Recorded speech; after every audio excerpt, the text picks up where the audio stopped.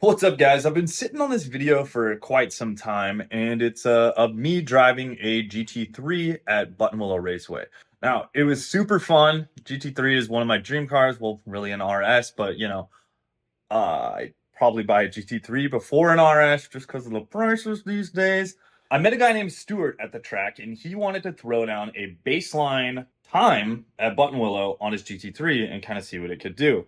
Because he wanted something to have like a goal to shoot against in the Garmin. If you guys are unaware of the Garmin, I'll kind of go over that real quick. This is one of the best track tools you can buy, in my opinion. So you start it up. It's basically an Android tablet. You have your drive features, right? You can add your track. You can add whatever track you need to do. You can select your driver. You can add a profile for a second driver, select a helmet, whatever you want to do. Pretty cool, because if multiple people are driving your car, you can have baselines on them as well. You can check your audio inputs. You can test the audio on here. First lap. Sounds like that. You can change this up. One thing that I do not love about the Garmin is I haven't been able to figure out how to link it to my Bluetooth. And if I do, it's slightly delayed on my car. I had tried Bluetooth headphones just like that worked with an Android, and they were too delayed. So I just plugged in hardwired to here, and I used to kind of put that through my helmet. Not the easiest thing to do, but it is something you can do if you want the race coach in your ear, which this also has. You also have car selection, which is cool. So these are like the different cars that I've driven on track. I didn't have it at this time, but I added this car. This was my buddy Rodell's M3, and that sort of thing. So now I need to go back. Now I need to go back and change the car so I don't mess this up. But you can just change the car and change the driver pretty easily. The best thing is, right, it also keeps these things. So temperature outside right now, wind, humidity, rain chance 50% at Sonoma Raceway. Thinks we're at Sonoma because that's the closest track. We can review. Reviewing is really cool because you can go to the racetracks that you've been to. So you could see the last time I went to Buttonwillow, I had 3 sessions, 13 laps. And I did a 2 flat, which was horrible. My car the tires were absolutely turfed. I think I quartered the tires that day. I broke wheel studs. It was not a fun day. Time before, I got a whopping 7 laps, 2 sessions, but I did a 154. Time before that, 12 laps, 155. 18 laps, 155. 13 laps, 155. 10 laps, 158. That was my second time ever at Buttonwillow right there. Kind of cool. Cool to see the consistency there. But also shows, man, I have not done very many laps at Buttonwillow. That's less than 100 laps. I eat tires. You can see I got my West times here. Like on Rodell's car, I did a 126. On my car is a 122.06. So it shows your PB there. East. Last time I went to East, 157.55, I guess. And it's been a while. But the other thing where it gets really, really cool, right? If we want to go here and we want to see, well, how did it go that day? You can go in here and you can literally hit the video. You can go to the segments of the track.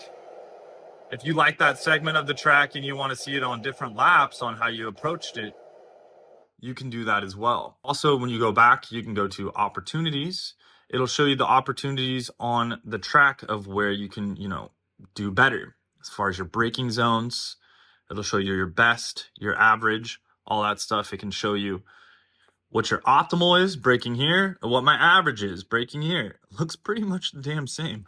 I don't know what the difference is there, but it looks like I'm pretty consistent on my marker on that turn. What's the difference? We got that blue spot and that blue spot. Dude, I don't know. That looks pretty much the same to me.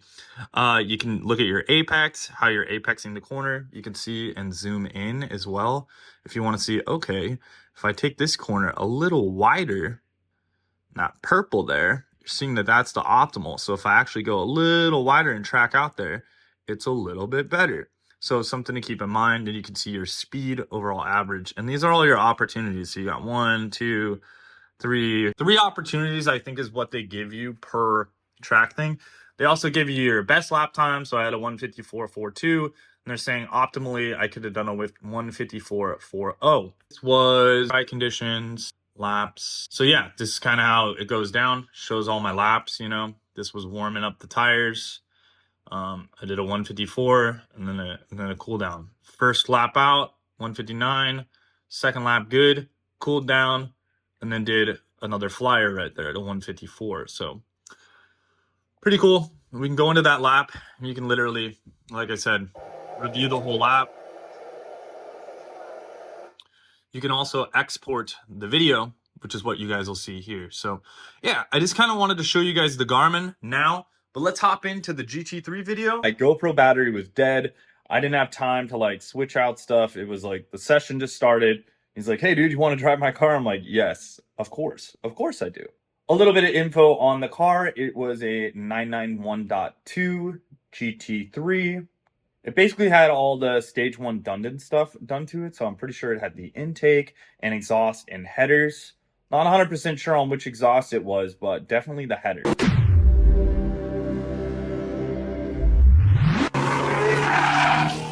As far as the mods go on the GT3, because of course you got to mod a GT3 if you have one, right? I mean, I would right away too. It had emotion suspension on the car, which I will talk about, I think, a little bit in the video, or I'll just go over it at the end. But that suspension was okay, in my opinion. I felt that it needed to be a little bit of a firmer damping. The springs felt a little bit too soft, in my opinion. The car had like a little bit too much sway, in my opinion, as well. I tried hitting a couple of the curbs at Buttonwillow, which normally I kind of jump over and cruise over in my M4. My M4 feels completely different than the GT3. I don't know if that's just due to the lightness or whatever, but those tires just felt like they, boom, just flew right up in the fender well and compressed super, super quickly compared to my M4 where I can just kind of hop over. You will see that. We're also on some extremely turfed tires. I think when we pulled back into the pits, I was like, dude, these things are like literal chunks of the sidewall were missing after we pulled it in after this session. But he was on Michelin Pilot Super Sport Cup 2s, which I think are an absolutely horrible tire for the money. Extremely bad for the money, and just overall. They're basically good for one session.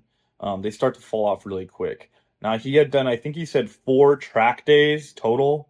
So that's probably at least like 15 sessions on these things. Plus he street drove it to the track, all that stuff. I'm telling you, these tires had no grip. In a straight line, they hooked up, but side bite was like not there. It was extremely bad. As you can see here, 104-mile-an-hour drift around Riverside, no side bite. I'm like on ice skates, the thing is not hooking up. And it was pretty sketch, I'm not gonna lie, man. Like, I caught it, I drifted that corner, I guess, but not the gracefulest. Definitely that car needed new tires. But I'll show you kind of my first corner here on how we ripped it.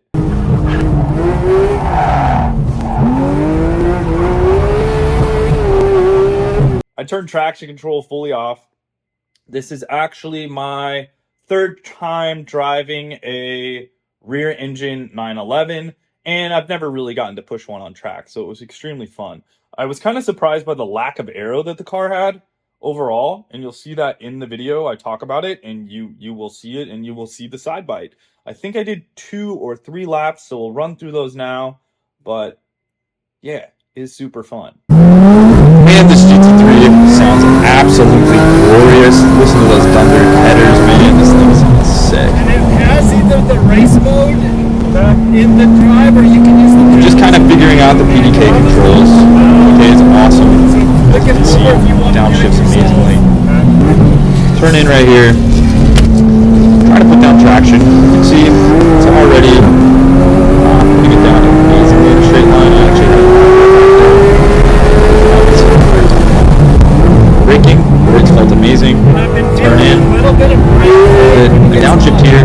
Get a little bit of lift off over, see it. Rev it out, drift that corner a little bit, pretty fun. Obviously the tires are not hot, so we gotta get some juice into it. You can see pretty much my same line that I would hit for pretty much hit these curves for the most part here. My car sits it nicely. Bus stop, filling out the vehicle, bus stop, and I'm already feeling pretty good about the car. until, well, later on we just figure out that this thing is absolutely sci-fi.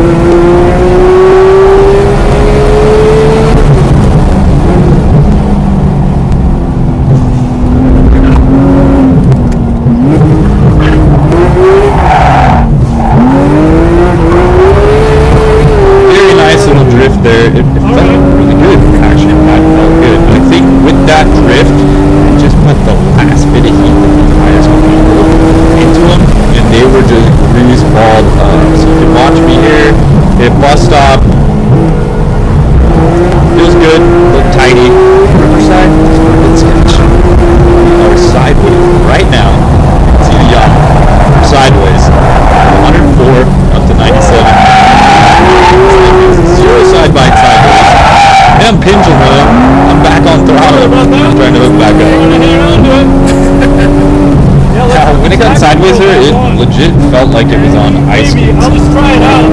That had zero side bite, and I thought it would hook. I thought it would just back up straight on. No, it just wanted to keep feeling the rear rotating, which gave me very little confidence on this lap through the S's. Because right here, you want to stay wide open. After I'm pretty much wide open here, on that last part, I do not have the confidence to get to wide open. Right, because I don't want to get sideways there either. And these have got about 3, almost 4 track days on them. So okay.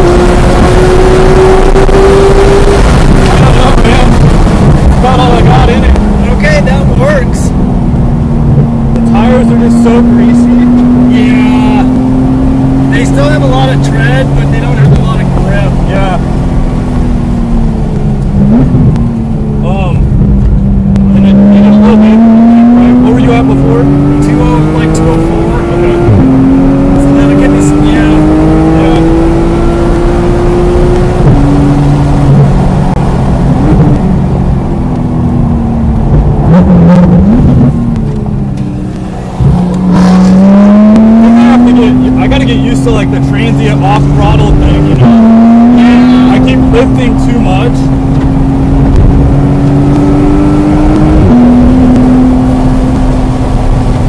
But it's fun. They're cool, right? Yeah. I mean, honestly, it was pretty controllable. I mean, for not ever really driving it. The tires were just so greased up on this one corner. I thought we'd have more juice in it. Yeah, if you put a slick on these, or even like the Goodyears or the Trudeos, Yeah. much better. And it's set up for a full slick, so that's not helping it. Yeah. To me, the damping feels a little too soft. It's stock. Yeah. Because, sorry about hopping that curb. I hopped that curb. My car usually just sails right over it. Okay. But I kind of hopped, where was it? Over out, Boston Corners? Yep. Yeah. So I hopped that one. I think I slightly hit the underneath, because mine will sail right over. Okay. My car sails like right over the curb. So I think this car just kind of like rebounds too quick. It just kind of goes all up in there. So it's kind of soft. And then the tires are just greasy. Yeah. Because from what I've heard, Cup 2s are kind of like, slap them on, you get about 2 or 3 laps brand new, and then after that, they're just kind of... They're just okay. Yeah. I bought them because there was nothing else available. Then I'm going to put the Goodyears on next. Yeah. The Supercar 3Rs. I've heard those are amazing. They're way better. Yeah. 2-3 seconds faster. Yeah, I don't think you'll have any problem like sub-2ing. So what do we want to do? Should I hop in there with you? Do we have a little bit of time, or what do you want to do? Yeah, you mind? Yeah. How hot are the tires? Are they all over the place? Yes. That's okay. All right. They're very hot. So it's his turn. We're gonna do some in-car track coaching. You can hear kind of my ride along and how it goes. And were you getting any brake fade? Am I just crazy? No. Okay. It was really good. I think I was braking just too early. This car brakes very, very well late. And I think a lot of it I felt like I was braking too early. But then when I did brake, I was off throttle too much. Okay. And then I was getting the rear to rotate. And that was where I was losing time for sure. So I had a lot of rear rotation. I mean, you saw when the traction control was off. We were kind of drifting there for a little bit. Nice saves. So, yeah, I mean, we were going at least 100, I think. Yeah.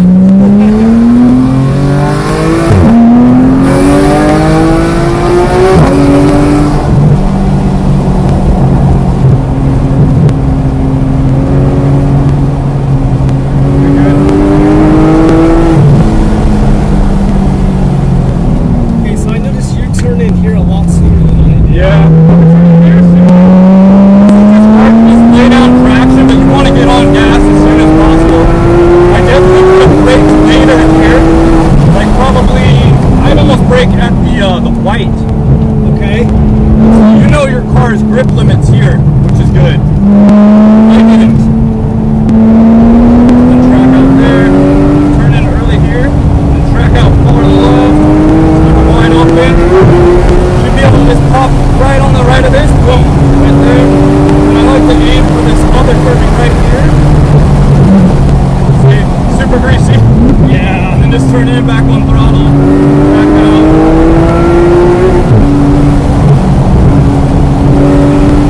And I noticed you're down here farther. Yeah, and I don't know if it was good or not, but I'm around, I think, 100 miles an hour. So you're about 83 right now, just so you know. Okay.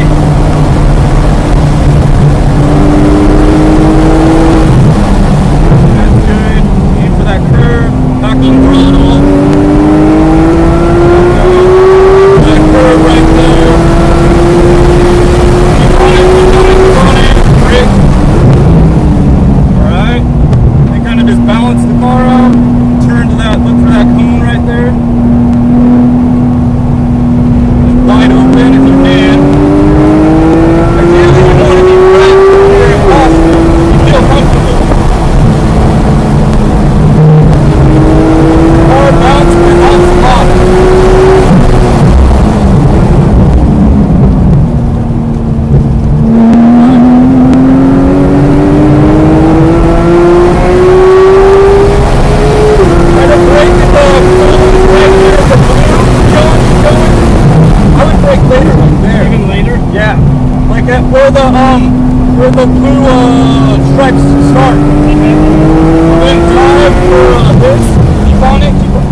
almost flat out to here, and then turn in and brake hard. Okay. And now try to get back on full throttle if possible, and then track out to the left. Don't brake until you see the red turning. Yeah, you're gonna go on another 2 car lengths, I think. Okay. Okay. All right. Balance this. Okay. Jump this wide open. Give me wide open throttle there, pretty much. Okay. And then wide open here. Try to jump this. Tightness. Yeah. Here, back out to the right here. Brake check, and then turn in, back on throttle. As soon as you're off brakes, get back on throttle. Okay. You can go a little faster here, I think. That's up to you. This section, I don't know why it worries me so much. It always does. But you were flying through here. So you can be, I think, wide open from there to here, no problem. Yeah, good. Turn in. Back on throttle, full throttle, full throttle. So you can get back on throttle sooner there too. After Okay. braking, just back on throttle. Do you do it on the uphill, or do you wait until you I'm crest? pretty much back on throttle over the hill. Okay, over the hill. Okay. So you go, turn in, and then back on throttle. Okay. Yeah. And then from right here, this is always a balancing act. You kind of got to figure out what your car likes, Yeah. you know? But from here to the end, you should be a little wide open. Okay? The hard part is that last one. It's kind of a butt fucker. Yeah. You just hope you got the grip there. But if you do go off, it's not really that bad. Just keep the car straight. I've gone off here before Yeah. and we lived, so Yeah. I guess that's a good thing. Yeah. Okay, well, be interested to check where you're at. Yeah, I think I'm losing a ton of Time on here. Riverside for sure. So that pretty much finishes up the video. In the future, I'd love to do more of driving other people's cars on track, kind of get an idea, maybe just do like review videos and stuff too. So if you're out on track and you want me to drive your car, or you're going to a track day or something and I'm going to be there, let me know, man. I'm always down. I can give you feedback on how the car feels and all of that stuff, because it's helpful for me too. I'll probably have a couple of my buddies drive my car next time because I need some input on things. You know, you just kind of get used to things when you're driving your own vehicle on track, and then you tend to drive around those things sometimes. I mean, hopefully not. That's the idea. We're testing and tuning. But sometimes you just drive around the issues instead of, fixing the issues and that sort of thing. So, yeah, I'd also love to do coaching on track as well. So if you guys are interested in doing coaching, let me know. Hit me up, DM me on Instagram. But if you're looking for a dedicated track day with coaching, let me know. You know, that's something that I could go do. I could go out to Sonoma with you. I could go out to Thunderhill. Probably those ones, because those ones are close by. And I would just charge a little bit of a fee or whatever if you wanted like all day. If I'm not at the track. If I'm at the track, just ask me. We can make it happen. But, you know, if you're looking for one-on-one coaching, let me know. We can make that happen too. So thanks for watching, guys. I hope you liked the video. GT3 was awesome. Thanks a lot, Stuart, for letting me drive your car. I definitely need to drive a GT3 again. And hey, man, if you have new tires on it, I'd love to put down another PB, because we need that confidence level up. We need that grip level up, and we need to send it. Later, guys, and wrench on.